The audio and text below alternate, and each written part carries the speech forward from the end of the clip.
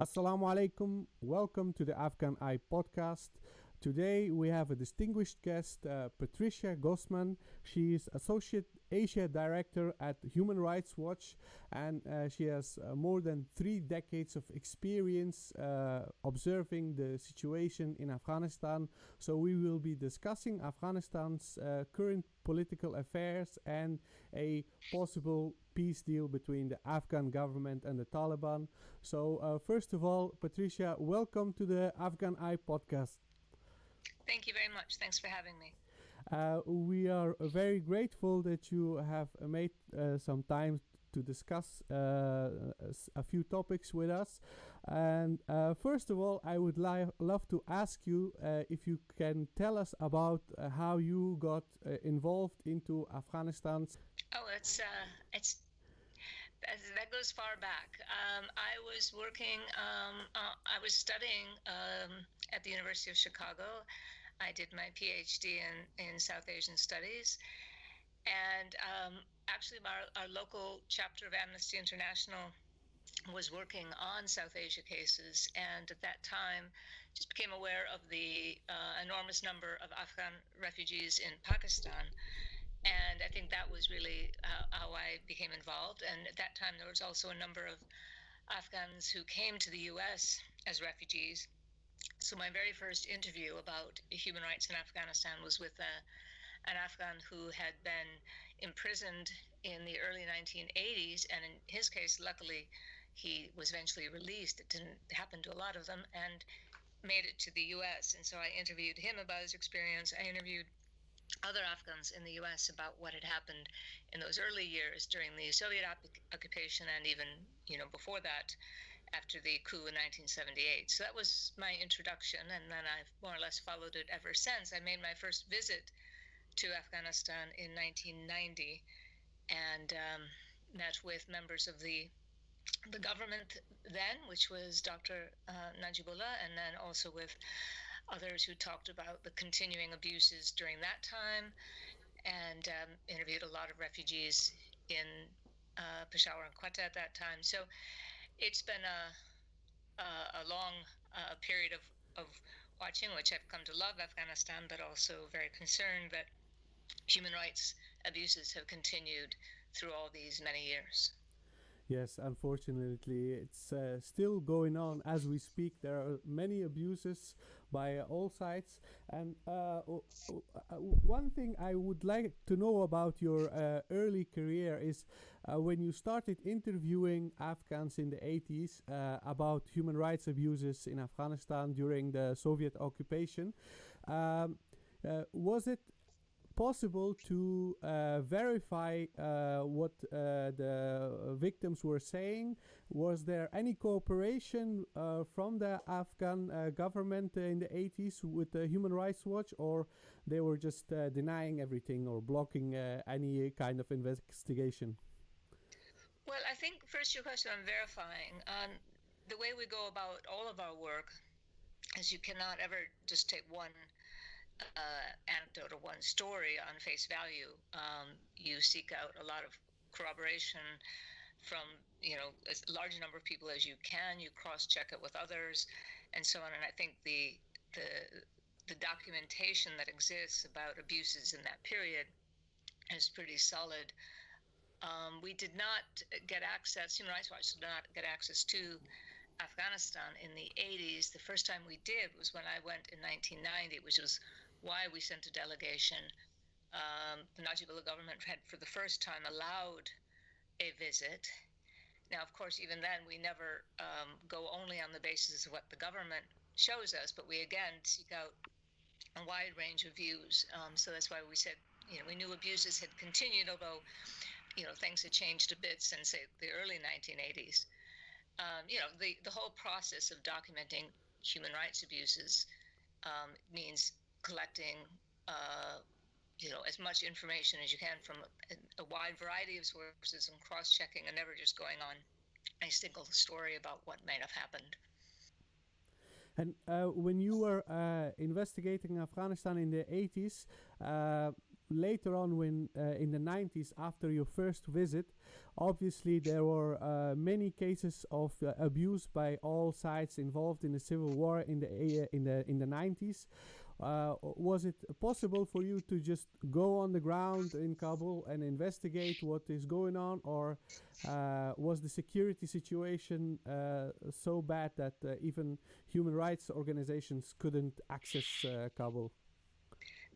Well, first of all, let me just say on the question of civil war. I mean, it started as a civil war and it's continued as a civil war. I know some people don't like that term, but in fact, it has been a civil war throughout, with various periods of intense international involvement, either by the Soviet Union, other neighboring countries, including, of course, Pakistan, long-standing involvement, and then the U.S. In different roles throughout since the early period. Again, when we cannot get access to a country because the conflict is particularly intense, there are, you contact people who are moving in and out. Again, there were still a large number of refugees outside the country that one could speak to. So that's generally how we got information. And then since, we did a report about the conflict in the early 90s that came out in 2006, I believe, where we interviewed people about that period and sort of went back to look at how some of them had come back to power after 2001. So there are different means one can look, continue to do interviews even years after the events to substantiate reports of human rights violations. Yes, Walid, would you... Yeah, no, I just, so obviously, this was quite a while back, Patricia, before you and I were acquainted, but I sort of read the online PDF document of the Afghanistan Justice Project, and it sort of detailed, human rights abuses from 1978 to 2001. In your opinion, in your assessment, what is the reason for why many of those who committed those abuses and war crimes are yet to be brought to justice? Well, in the entire conflict, if we say it started in 1978, I mean, some would even say that the ground for the conflict began early, which is okay for every conflict. But the actual sort of intense conflicts, they began after the Sour events in April 1978. Sure. There's never, while there's clearly a need for justice, you have a variety of actors, a variety of constituencies of people who would demand justice, but usually demand justice from the other side of whoever they see is responsible for crimes. There hasn't been a kind of a consensus or a concerted movement across different groups, across different factions, across different victims, if you want to put it that way, demanding this. There have been different periods where people have demanded justice after, say 92 or even, earlier. But who is going to do that? You need, if the state includes, or the politicians include people who themselves are responsible for serious crimes, then you only get one-sided justice of them wanting to prosecute their enemies. So it's a complicated situation in Afghanistan, as you have many waves, many different kind of changing nature of the conflict, depending on who is in power at a different time. So that complicates any effort to bring such a variety of perpetrators to justice. Yeah, sure. I mean, I'm glad you mentioned that. So, I mean, if I were to play devil's advocate here, right, one could sort of argue that if we took this route of should we not just let, bygones be bygones, and if we took everyone and held them accountable for the different actions that they've committed and the crimes they've perpetrated, then, the country would be in endless conflict and tension, because, the supporters of all of these different politicians would be at loggerheads with one another. So should we not just let, this be water under the bridge and turn over a new leaf, if you will? That's a lot of different metaphors, but the thing is, in a sense, everyone has let bygones be bygones because no one has been held to account, and yet Afghanistan has been an endless war. Okay, sure. The opposite is also true. The failure to ever address these has not led to peace.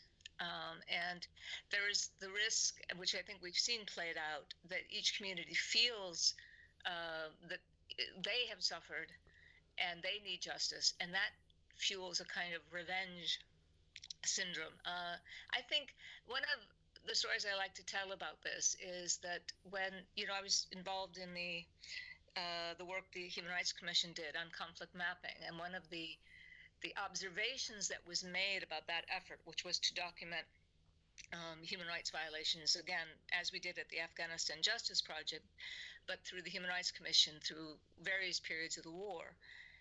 And when the teams had completed their initial work and gathering testimonies and came back, it was, for many of them, the first time they had heard about things that happened outside, say, their district or their province or their community, and realized that the same atrocities they had experienced, where they felt, we are the victims, we are the ones suffering, had happened to other communities.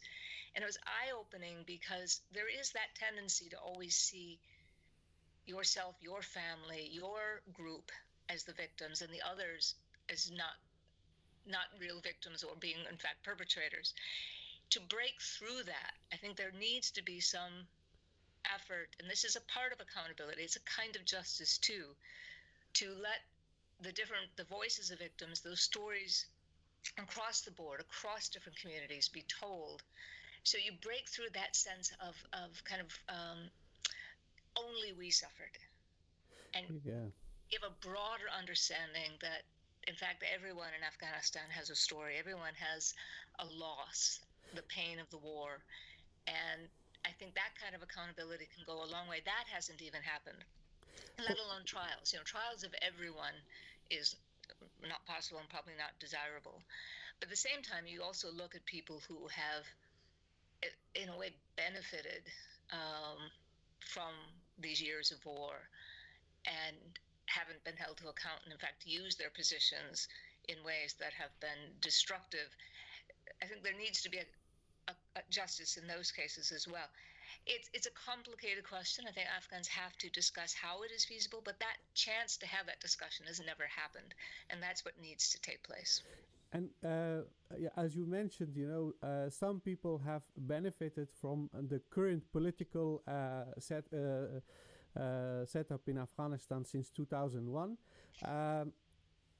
The parties involved in the Bonn conference, they have decided that they shouldn't prosecute any of them, and since the creation of the current government, everyone who was involved in that conference is actually not considered as a human rights violator or as a war criminal.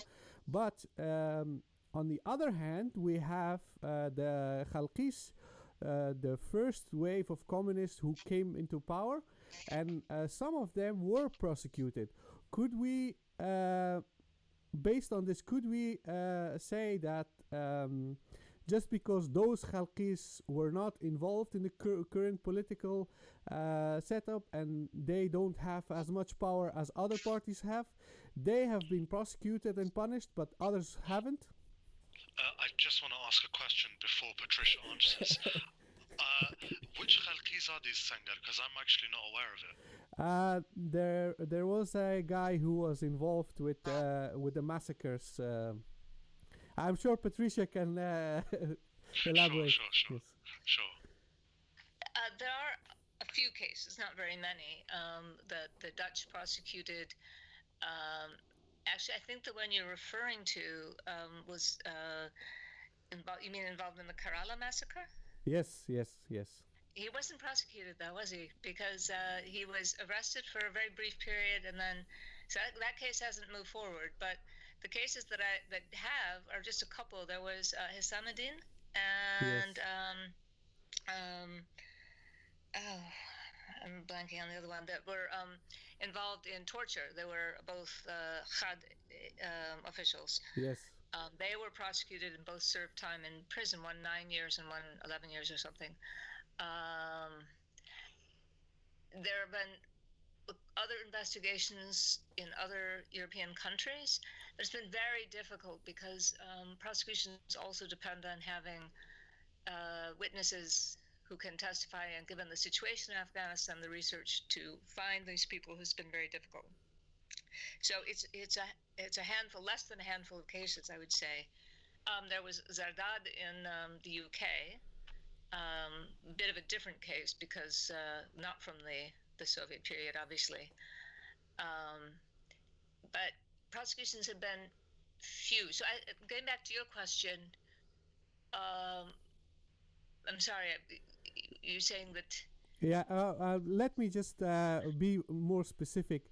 Asadullah Sarwari, he was a very prominent Khalqi. Yeah, he was tried in Kabul, though. Yes, he was tried in Kabul in 2005, and he was released in 2017. He was prosecuted for crimes he has committed during his time. But the people who are in power, who have prosecuted him, people who are the Afghan government, basically, they have same amount of responsibility for war crimes, human rights violations, but they were supported by international community, specifically NATO countries. So they have prosecuted someone who was in no way supported by any powerful entity. Could we say that based on this specific case in Afghanistan, if you have some sort of international backing and support, you can carry on and do whatever you want? Nobody's going to ever prosecute you. Well, the question is, who would prosecute? I mean, Sarwari was held by, I believe, Northern Alliance forces after '92, and then was tried in 2006, and then was released after serving 12 years in prison. Yes. The others, we can't use the passive voice here. They should have been tried. Well, who is going to try them? Yes, exactly. So the people who are in power, they won't prosecute themselves. Well, that's generally the rule. I Yes. don't think there's anything. Yeah. People generally don't prosecute themselves. Which is a problem. This reminds me of a lecture on international law. When I was a undergraduate student here in the Netherlands, we had a course in international law, and our lecturer, a very esteemed scholar, legal scholar here in the Netherlands, he was explaining how international law works and how after the end of the World War II, the Nazis were prosecuted. And I asked him, I said, sir, thank you for your explanation, but I would like to know, why is it that people who were responsible for the bombings in Dresden and in Hiroshima and Nagasaki were not prosecuted? And he became really red and frustrated with me. He stared at me and he said, it's because might is right. The powerful, they prosecute because they have won the war. And after that class, many students here, they walked up to me and they said, why do you keep asking these annoying questions? People were very annoyed by this question, but I think that when we talk about international law, whether it's in Afghanistan or in other parts of the world, do you think that the fact that the powerful always decide who is guilty is actually undermining sense of justice and accountability? Well, of course, justice shouldn't be selective. I mean, the prosecutions after World War II, the Nuremberg trials were victor's justice. Not to say that the other side wasn't, there weren't serious crimes, but it ends up being one-sided. Yes. In this is the problem always. Now in Afghanistan, though, other than Sarwari, there weren't really, there haven't been other trials, and only very recently has Afghanistan incorporated what we consider the Rome Statute crimes, the war crimes. Because even Sarwari was not tried with war crimes. He wasn't tried with crimes against humanity. He actually was tried for treason. Yeah, because they did not then charge him with his involvement in mass killings in the early years. So it's only been since the new penal code came into effect, which actually includes war crimes and crimes against humanity under Afghan law, that it's possible to charge. Of course, they could have charged him with murder and any other number of ways they could have handled it, but didn't.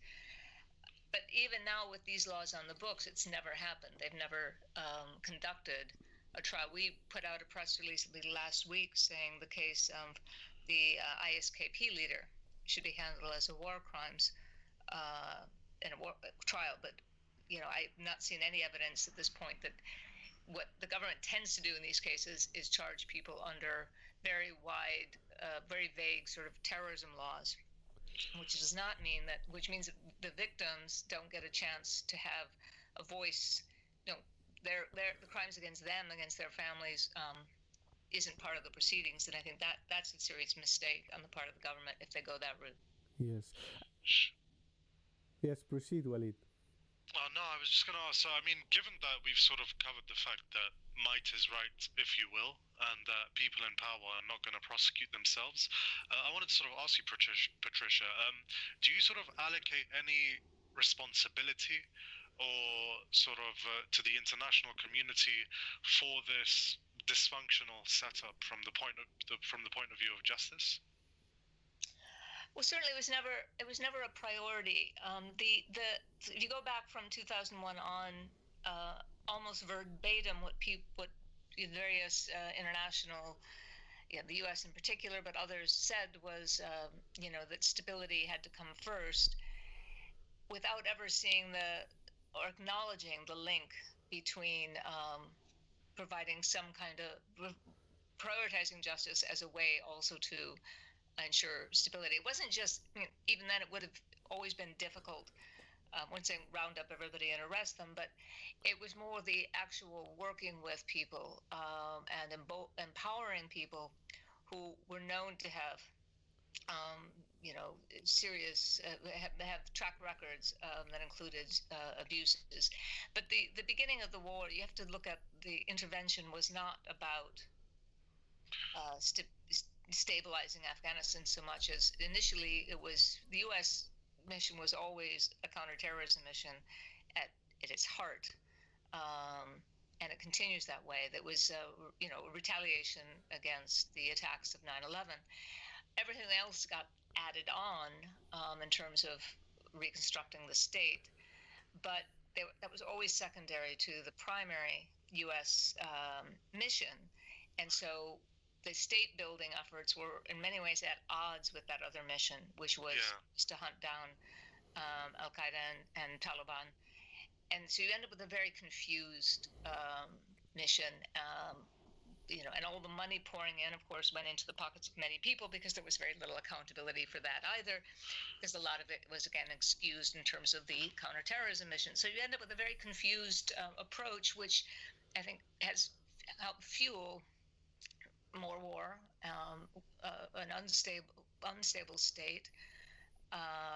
It did not lead to creating, accountable institutions that could ultimately provide justice. In fact, we don't have that at all. And so here we are, almost 20 years later, with a very, very uncertain future for Afghanistan. Speaking of institutions, since 2001, there have been many new institutions in Afghanistan representing the concerns of different parts of the society, especially in matters regarding human rights violations. We have different activist groups and organizations who are more or less, they have the task of safeguarding justice and human rights in Afghanistan. Do you think that all these new organizations that they are able to prevent Afghanistan or the involved parties from committing any more crimes, or do you think that they don't have any influence at all? They have very little power. I mean, you can look at just several examples. I was thinking of this just the other day, of the various promises that have been made. You know, when Dostum was charged with, or not charged with, but accused of abusing his rival. Yeah. And President Ghani had then told the international stakeholders in Kabul that he would ensure justice was done, and yet nothing happened. He went on a holiday to Turkey. Yeah, well, the Attorney General managed to, I think, interview a few of his bodyguards, but in fact, you know, when the case died, and then look at the case of Karanuddin Karim, the former head of the Afghan Football Federation. Very serious charges of repeated instances of sexual assault, and yet where is he now? And he's not been arrested. And there are many cases like this, and so you have institutions that at least go up to a certain point. But what I was told is that, you know, they can make an indictment, but they can't actually go and carry out an arrest. That requires the police to do. The police aren't going to do that because this is a powerful person. You have a defense minister against whom there are serious charges. You have, you know, until he was killed, you know, General Razik in Kandahar. You have, look at the case of involving the widespread allegations of sexual assault of schoolboys in Logar, who's, you know, again, promises of investigation, and we've heard nothing. So this is, you know, has been repeated over and over that there are, you know, they will say that justice will be done, and yet we don't see any of the powerful ever being held to account. And do you see these organizations like human rights organizations, native Afghan human rights organizations, and free Afghan media, are they cooperating with Human Rights Watch and Amnesty International in putting some sort of pressure on the powerful and the mighty in Afghanistan, or there is no cooperation? I don't think cooperation is necessarily the right word. Are they doing what they should be doing? I mean, I think Afghanistan's media is admirable, and one of the really greatest achievements after 2001 is to have helped foster such a vibrant media. If we look comparing it to so many in the region, it really stands out. But you have run into the same problem. I mean, we're a human rights organization. We can't also compel the government to hold people to account. We can expose it and try to shame people into action. I think human rights groups in Afghanistan do the same, and the Human Rights Commission has been quite outspoken, particularly recently on a number of these issues. But ultimately, it's, you know, it's not a question of them cooperating. It's a question you can't get that kind of response from the government. And there's so many other things that always press in that become, you know, the war and so on. And so I think they do play their role, but there hasn't been that kind of response from any of the government institutions, or maybe enough pressure from its foreign backers to compel more progress on justice. And when you I see sometimes that you talk on social media, you try to address some issues in Afghanistan, like for instance some officials who are making controversial statements on social media. Do you get any feedback offline after you have said something on Twitter, or if you have commented about something, or there is no other back channel to communicate with you from the authorities in Afghanistan? Well, not via social media, but I do meet with officials when I'm there. And I think, you know, there are also very good people in any number of these institutions in Afghanistan who also want to see the right thing done. But, you know, it's they also hit brick walls sometimes in trying to to pursue some of these issues. So I wouldn't, I don't want to paint everyone with the same wide brush here. But institutionally, the institutions remain weak, and that's really not how power is sort of channeled in Afghanistan. It's very much through individuals and not through the institutions. I want to bring another point to your attention. When I talk to people in Afghanistan about international law and human rights violations, I sense that there is a growing sentiment among at least the people I talk to that as long as you pay lip service to certain topics like human rights, women's rights, and education, whatever, then you can hold international media and human rights organizations at bay, and they will accept you as or cooperative. All you have to do is just use a few buzzwords, and they will let you go. But do you think that's a fair judgment, or you disagree? Well, I mean, I think it's a bit more complicated. Ultimately, it's going to have to be Afghanistan's institutions to function properly to provide justice. And the fact that they are as weak as they are, there are many factors in that. But the international community, generally, it's like I said, the approach from the very beginning of stability first, still, that permeated all of the kind of various approaches they took in Afghanistan. I think there were those who were concerned about this, but you can't approach a kind of justice first angle if the entire international intervention is sort of geared toward a counterterrorism approach, where you're actually working with the very people that you also would say need to be held accountable. There was no way that was going to work. You're trying to do two very different things at the same time. And what I personally, what my personal conviction is that many parties in Afghanistan who are involved in politics on other sides, they are not really interested in justice. So even if they want to bring peace and stability in Afghanistan, their ideas and their perception of what peace looks like is totally contradictory to what other groups consider as peace and stability.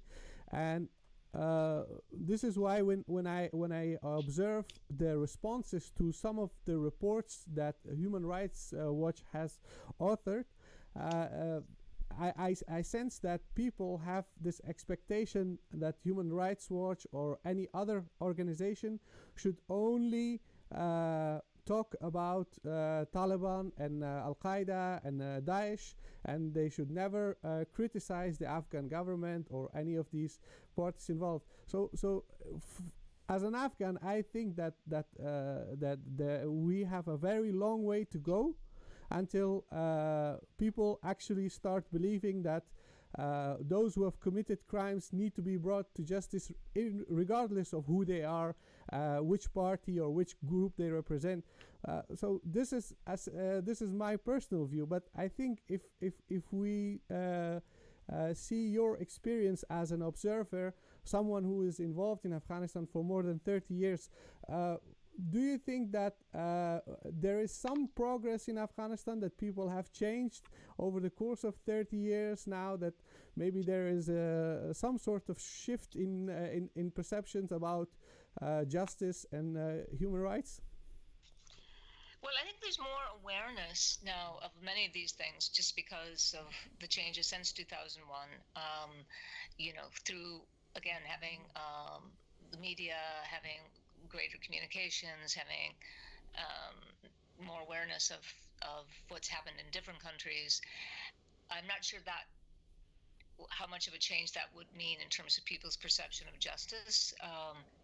And I think within the kind of, if you look at justice as a kind of continuum of different kinds of responses that would provide some sense of redress to people who've been affected. It's not all about putting people on trial. Certainly people responsible for the more serious crimes should be tried, but that may not be possible in all cases in Afghanistan. There should be other ways to at least provide, as I said, people who have suffered a chance to be heard. I think there's discussions about this right now in Afghanistan, how this could be handled. I think right now we don't know what's going to happen with the talks. I've heard people suggest, including some of the human rights groups, that involving victims from all aspects of the conflict across the board, some way to have a say, some way to be heard, could help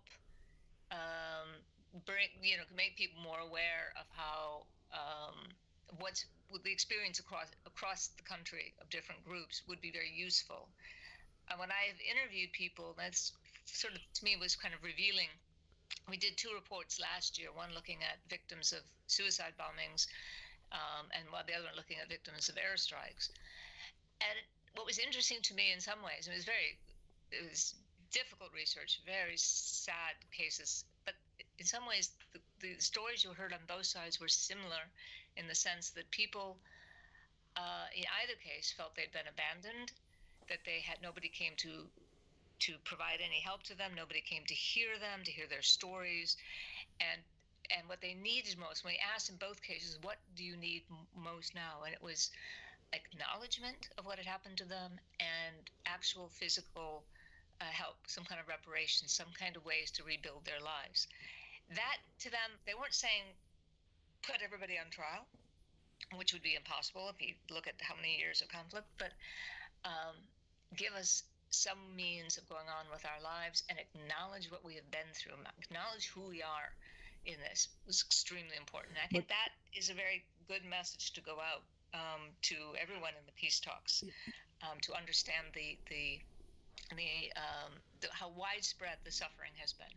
But now that we sorry, Walid, just one question. Now that we do speak about the real main issue here, the peace talks. I have spoken to Orzala Nemat from. She's a very prominent researcher in Afghanistan, and I asked her if you want. She was also suggesting that the victims of war need to be present at the negotiations between the Afghan government and the Taliban. When I wanted to know how victims are organized, there is 1 or 2 organizations who represent the victims, okay?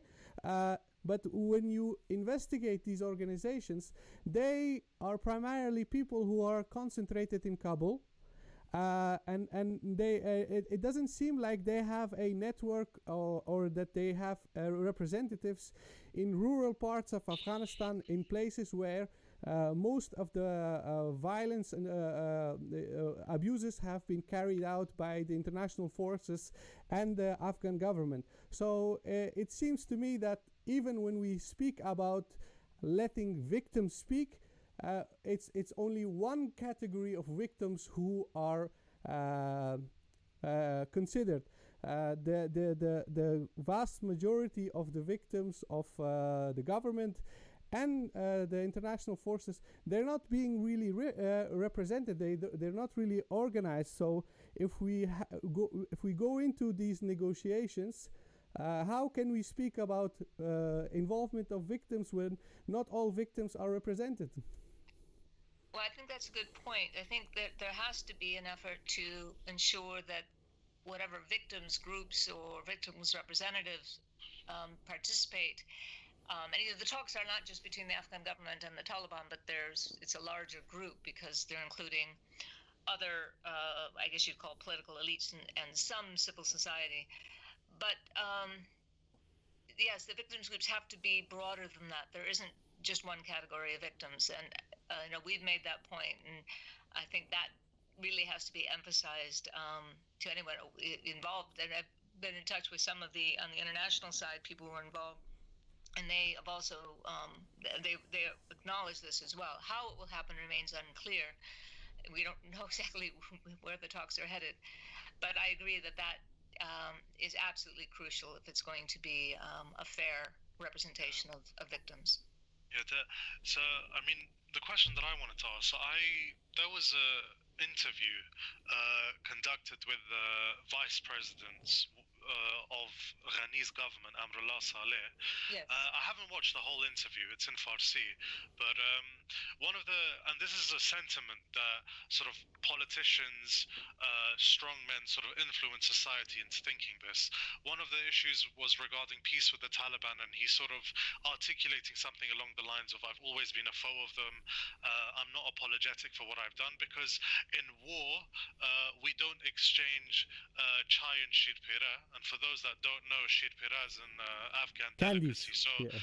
so yeah, so he's essentially saying, war is brutal, and the brutal, because obviously he's been accused of many human rights abuses as when he was head of the NDS. How do you sort of counter that narrative? That so if you speak to someone in the Taliban, they'll say, "Oh well, we have to do suicide bombings because we don't have B-52 bombers and laser precision missiles. We have to resort to doing what we do." And likewise, you'll find the same sentiment amongst the government, and this permeates society. So from the standpoint of human rights, how do we sort of gain greater recognition and acknowledgement of the sanctity, if you will, of certain inalienable rights? I know I sound like the American founding fathers, but inalienable. No, I know what you mean. Yeah. No, it's extremely difficult, and it's not just in Afghanistan. In every war situation, you hear this argument of, it's war, so we have to do this, and what we usually get is the whataboutery, of but we do this, but they do something worse, and this goes back and forth, and we get nowhere.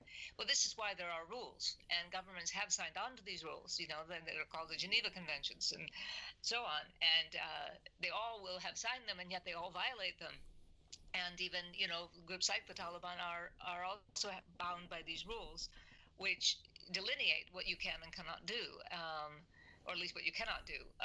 So they know very well that indiscriminate weapons, targeting civilians, failing to hold people to account, all these things are illegal, and some of them rise to the level of war crimes. So Mr. Saleh can say what he likes, but he also knows full well what isn't allowed. Torture is not allowed. NDS torture is not allowed. Summary executions are not allowed, and they could be prosecuted. So this is why maybe we can end this with this point. I'm very glad to see that the ICC, the International Criminal Court, finally did decide to go ahead with an investigation, because it's clear that on the Afghan side, none of the groups responsible for abuses are going to hold their members accountable, and that's why you need the Court of Last Resort, you need the ICC to carry out an investigation and hopefully point to the serious abuses committed by the three parties under investigation, and provide some measure of accountability in the end, because it's clear that on the state side or the insurgent side, neither is going to do it. Sure, and I want to sort of, we're wrapping it up, so I sort of want to end with a final question, looking forward to the future. Now, obviously, we've sort of looked at the Afghan justice system. We can agree that it's not functioning as it should function. Now, with regard to sort of an upcoming, hopefully, a peace deal between the Afghan government and the Taliban, who also operate their shadow court system, are you optimistic that, the relative Taliban efficiency will sort of start to influence the Afghan Justice Ministry if and when a peace deal is signed and the Taliban formally make an entrance of some sort into the government? That is very difficult to say. I wouldn't want to speculate at this point of where we are so far from knowing what kind of a settlement might come about. I wouldn't want to speculate on any specifics of it. All right, no worries. Okay, if I may, one last question, which is sort of a side note. In our previous episode, we were speaking to Wahed Fakiri, and during that conversation, I made a reference to the civil war in the 90s in Afghanistan, the abuses by different sides who were involved.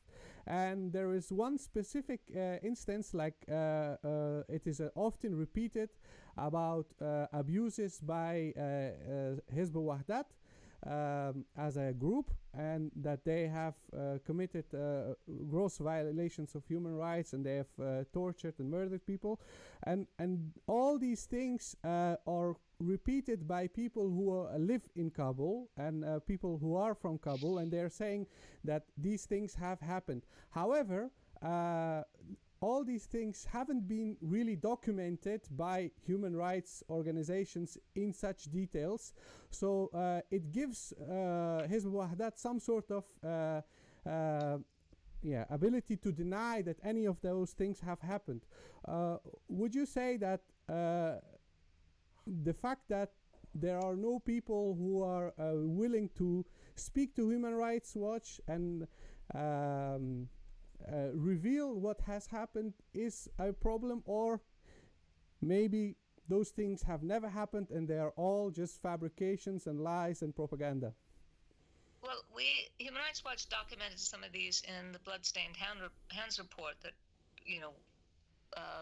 went through the period looking at abuses by all the different factions in Kabul in the early 90s, and the Afghanistan Justice Project did as well. So I don't think it's true that people haven't spoken about this or haven't documented it. It's there, along with abuses by all the other different factions. The record is clear. Whether people accept it or not is a different question, but I think that documentation does exist. And I don't think people, other than a few trolls, to be fair, would dispute, the fact that it's well documented. I agree. Obviously, you will have the trolls online. That's a given. However, for instance, we often hear about the videos of Raqs Murda. This is the dance of the dead. This is like one of the most shocking aspects of the war in the 90s in Afghanistan, and nobody has any records of those videos. People are saying that those videos have been circulating, but nobody has access to them. So could we just assume that those videos have never existed? Well, I can't get into any specific thing like that, or obviously videos are, one has to subject any of that to a lot of scrutiny.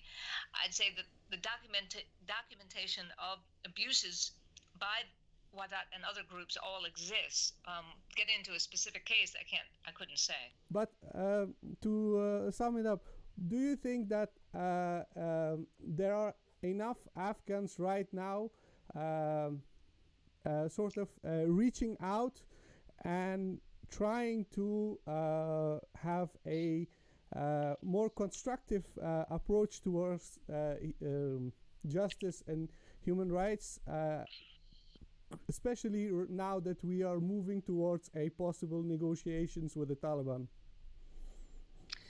I would just have to say that I hope so. I don't know if I can say that that's in fact happening, but let's all hope that we see that happen. Okay, thank you very much. It was an honor to have you here in our podcast, and we would love to have you again in future.